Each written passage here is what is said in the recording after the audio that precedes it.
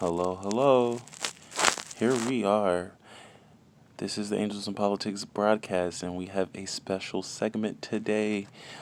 We have answers, and well, first we have questions, but I would presume we will receive answers to our questions from our special guest today. We have representatives of the divine masculine and the divine feminine here to speak with us today in an episode of Political Collections. Okay, Political Collections. Wow, I am so excited. I am your host, the creative and art. Well, I am trying not to be your host. I am the artistic and creative manifestation of Angels in Politics, and today we have a special episode today. Okay, it's been such a long time since we have seen you. I can tell that you are very close and very happy. The lovely couple, the divine masculine, the divine feminine, and together as they culminate, they are they are the full expression. They are the full embodiment of everything that we are aspiring to become, everything that we want to be. And we're just happy to have you here on our broadcast. Hello. Are you going to tell us something? Okay. Hey guys. It's just good to see you all. It's been a minute since I had some contact with you. But yeah, thank you for having me on your show. Oh, hey, this is me. I'm so glad that I am with you. Autofocus, please focus. I'm so glad that I am with you right now, and yeah, I'm just happy to be with you as well. And we're doing quite well being here, and we just came back from vacation, and well. How was that vacation? As you can see, I was still working whilst I was there. I'm still in my uniform.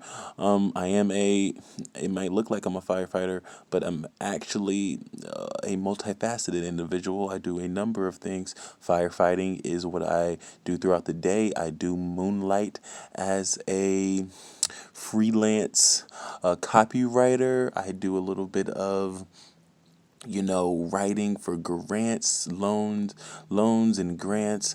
I have my own side business whereby I fix appliances and things of that sort.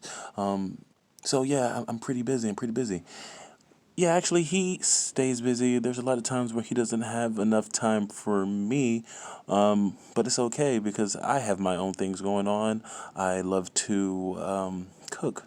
I love to talk with my friends and socialize. I love to maintain that sense of the sense of oneness, and I like to maintain our finances and pretty much just run the day to day. I'm pretty much that administrator. I'm the admin. I'm the accountant. I am the head honcho. If he lets me really do what I need to do. But yeah, that's pretty much my role. All right. Thank you for giving us that information. I do have a question for the two of you, all right? And my question is, your relationship seems to be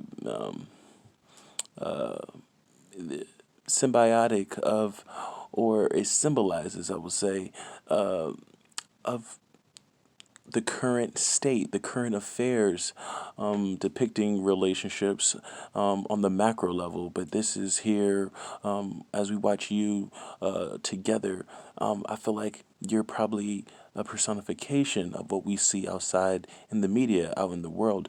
Can you describe to us, or can you detail, or can you provide us with any of your challenges, any of your adversities that you go through in your current relationship, and how do you overcome them?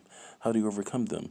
We'll start with you, Divine Masculine, and you can just and let us know like what your truth is. This is gonna be all.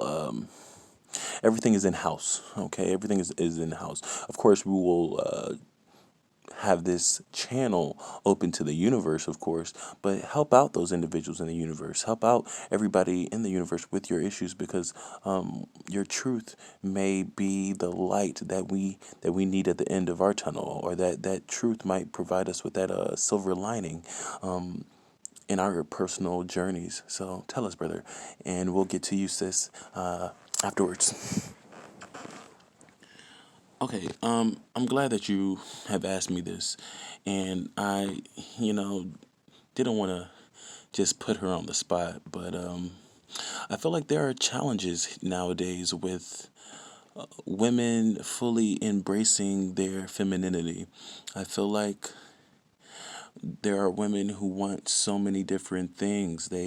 I would actually say they truly want to be men. Only when it's convenient, though. They want to be men based on the things they have seen on television, based on the media, based on a lot of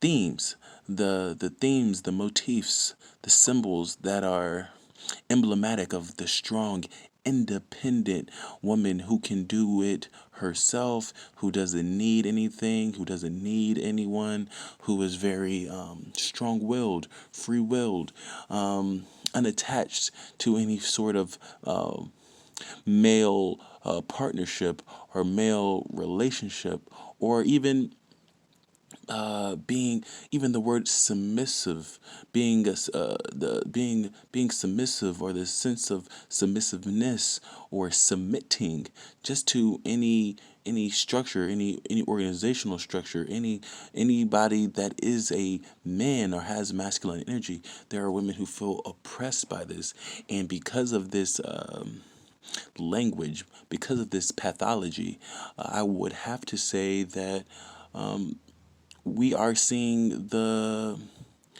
outcomes, the ramifications, and there are a lot of women who are very smart, very sharp, very educated. There's a lot of women who have degrees. There's a lot of women who have their own quote unquote money, whatever that is.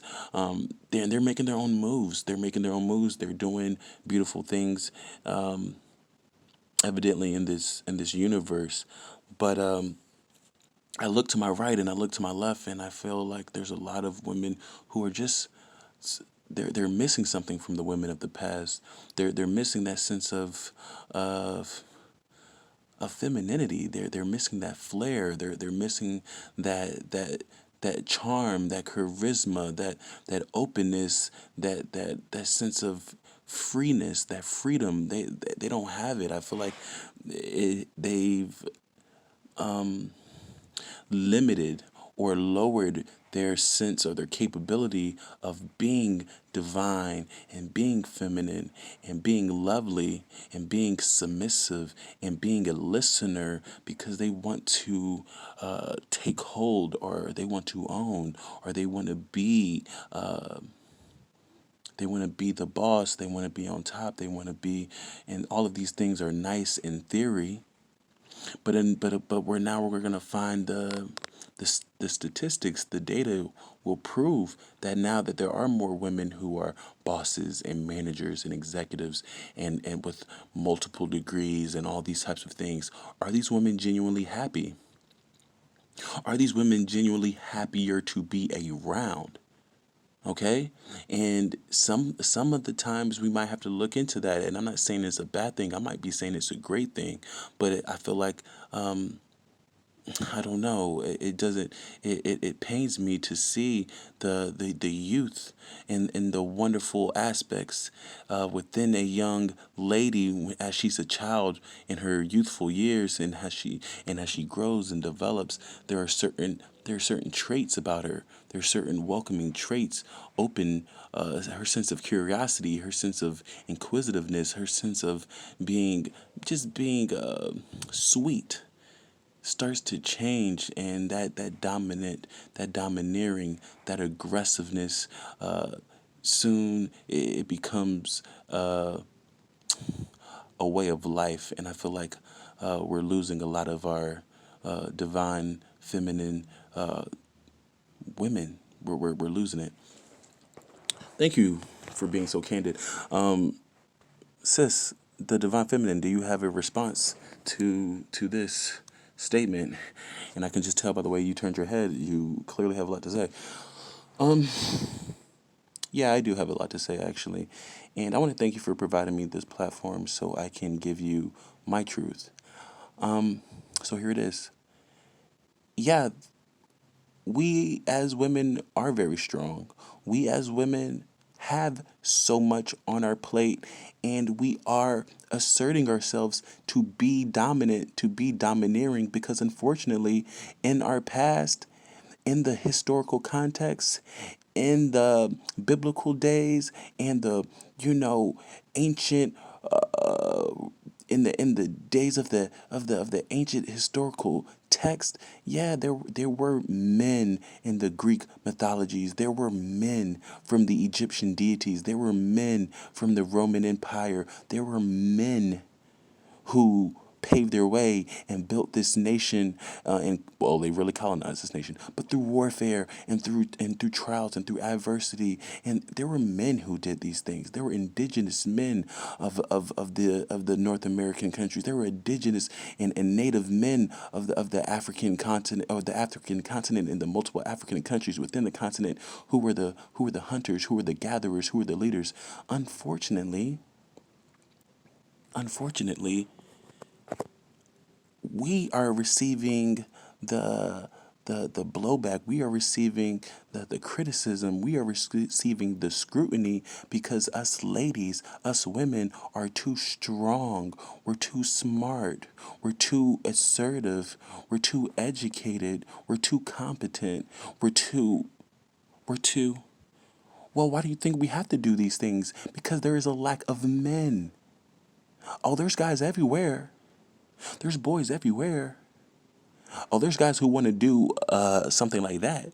Oh, they're man enough to get in there and tell you what they want to do. Oh, they're man enough to play their video games. They're man enough to complain to you. They're man enough to slap a woman around after they had their drinks of cognac and Hennessy. They're man enough to tell all their friends what we do behind closed doors, but he's not going to tell you about how many times he has failed to make me feel anything down there. So we have a lot of boys. There's a lot of young men. There's a lot of people posing. There's a whole lot of posing right now. But what happened to the men of our forefathers? What happened to the men, the founders of our countries? What happened to the leaders? What happened to the oligarchs? What happened to the tycoons? What happened to the chiefs of industry? What happened to the warriors?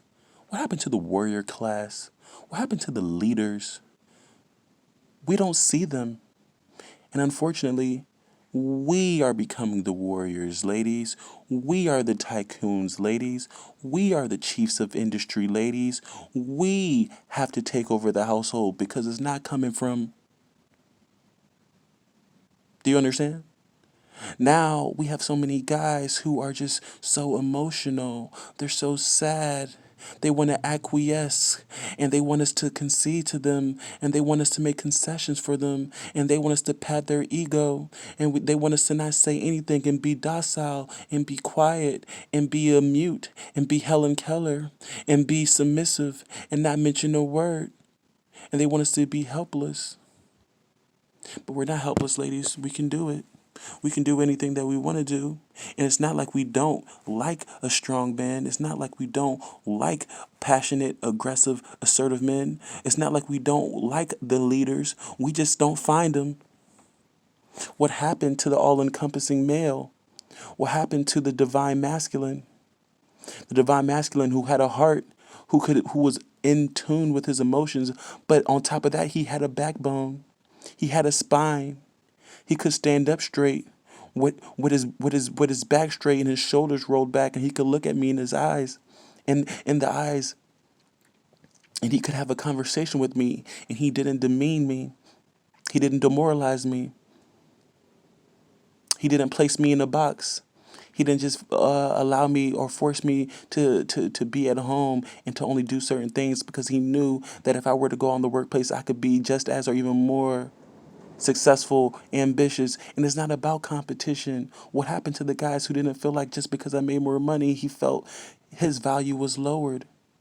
What happened to the men who felt like just because I work out and go to the gym and I want to look sexy, that I have to stay in the house because he feels insecure that other guys are going to look at me? And he feels insecure by the fact that I have on makeup and my hair is flowing. He wasn't insecure when he rolled up on me that first time. He wasn't that insecure whenever he got down on bended knee and asked me to be his wife. But now that I am a young lady with degrees, now that we are women of prominence, now that we are women of leadership, that we are women who have attained our sense of autonomy and freedom, this is scaring the males. This is frightening the weak men, and there are a lack of men. So that's our issue. That's the chaos. That's the sexual chaos in the realm of our relationships. That's what you need to talk about in Angels in Politics. Thank you all for your candid response, and we will get to our listeners. Namaste and namaskar.